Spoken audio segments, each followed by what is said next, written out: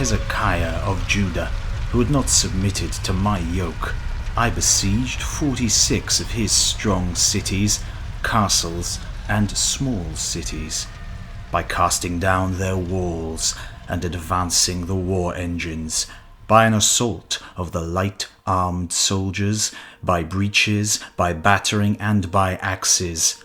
I took them.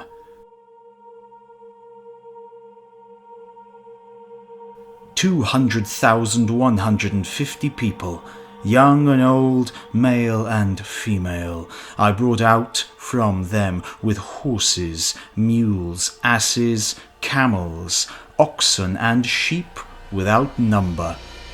I counted them as spoil. Hezekiah himself I shut up like a caged bird in Jerusalem, his royal city. I fortified the walls against him, and whosoever came out of the gates, I turned back.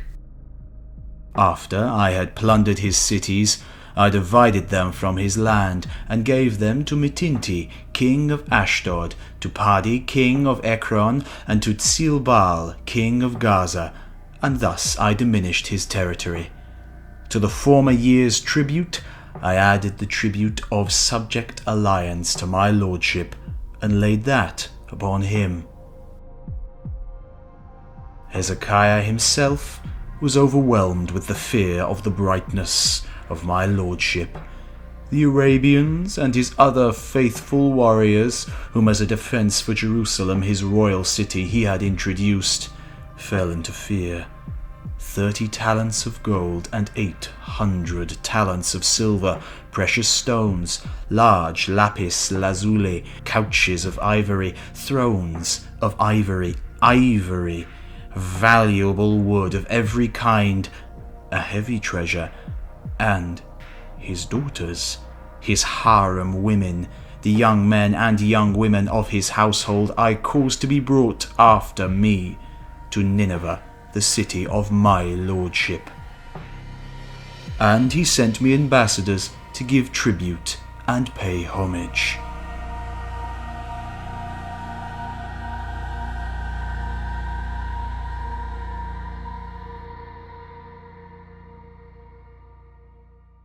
In dealing with the conquered king of Elam and his men, their necks I cut off like lambs, their precious lives I cut through like a knot.